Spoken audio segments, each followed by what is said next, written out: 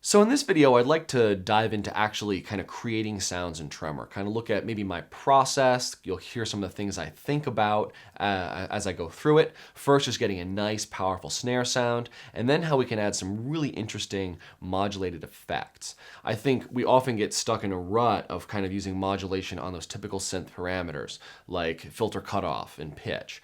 But one of the great things about Tremor is that the effects section is right in with the modulation. So I can actually modulate my effects on a per voice basis. So a snare can have its own set of effects that are modulated by the LFOs. The kick drum can have its own set of effects that are modulated by the envelopes and LFOs. So by modulating some of those parameters, things like, I don't know, reverb size or decay time on a delay, we can get a wide variety of interesting sounds, and it may be just what you need to take a sound from being meh to being pretty awesome. And let's check out how we create a modulated reverb on a snare sound in this video. I'm going to go quickly through a couple different sounds and see what the important aspects are for creating a few different sounds. Now, the first one I have here is this crazy modulated snare drum. Let's hear it. Really interesting sound, and it has this great kind of modulated reverb, which I think is a lot of fun. For now, I'm going to turn off the reverb and just hear the sound without that. So it's a nice biting snare with a nice long noisy decay, and let's see what went into that. First thing I look for when kind of analyzing one of these patches is the mixer. I'm using a lot of the oscillator, a lot of noise, and a little bit of the sub-oscillator. That sub-oscillator is giving us a little sub-tone. Our noise is giving us a nice snap and that kind of long, noisy decay. And the oscillator is providing kind of this crazy, out-of-tune tonality. Let's hear just the oscillator.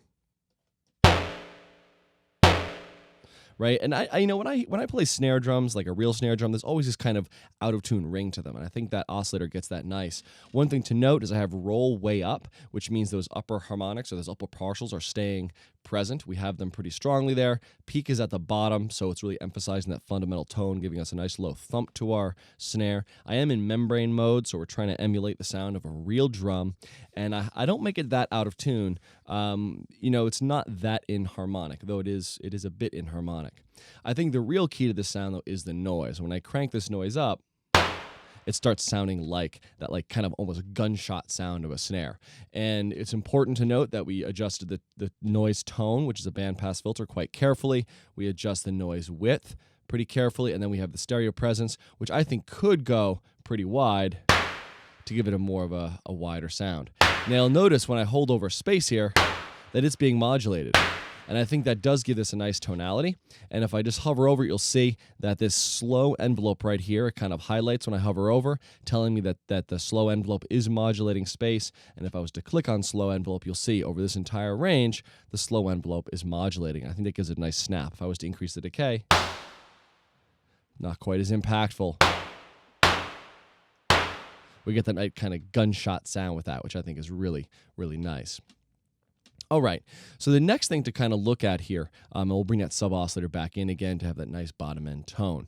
So I think that is a huge portion of this sound, though I am using the filter with quite a bit of resonance to kind of create that tonality I like. Now, if I turn the filter off, there's kind of a strange high-end aspect in the sound. Turn the filter back on.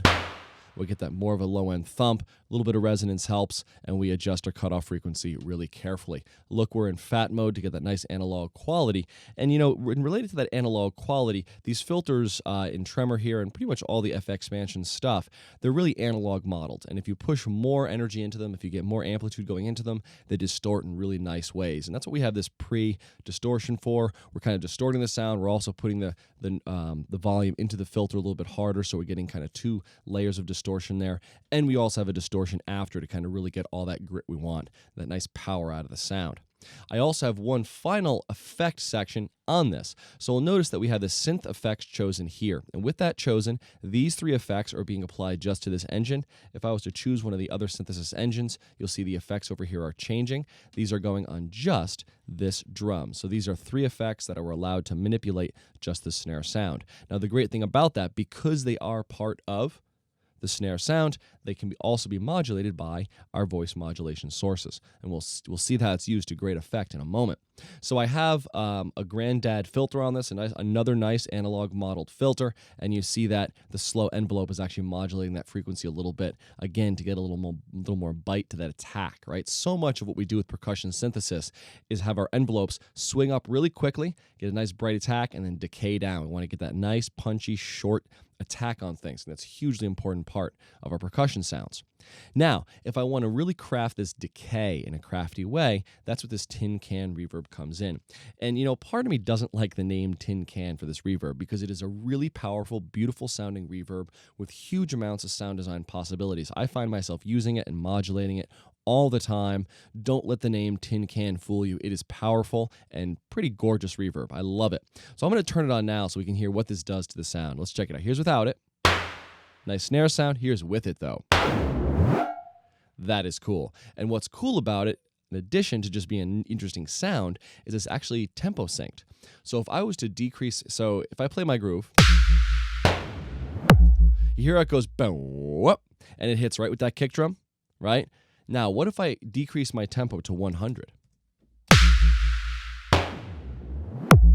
And again, it goes whoop, and it hits right with that kick drum. So no matter what the tempo is, it's perfectly aligned. So we have tempo synced modulations. I think that's awesome for creating grooves that'll work no matter what the tempo. So let's check out how that is done. Now, what I'm modulating is this pinch parameter, and I'm using LFO1. Now, I know that because, again, we can look at voice modulation sources, this area right here. And if I hover over pinch, we're going to see LFO1 flash. See that? Just flashes there. So that tells us that LFO1 is modulating pinch. And if I click on it, we see that over this entire range, LFO1 is controlling this parameter. And that is that beautiful kind of transition in that tin can reverb. Now I look at LFO1, we have this button here. So it's set to beats, or it's tempo synced, and my rate is set to 1 bar. Now this LFO is re-triggered, so every time I hit the key, it starts over again. And it's going to be going for a 1 measure cycle, giving this great change in the sound. I love that feature. Let's hear that again.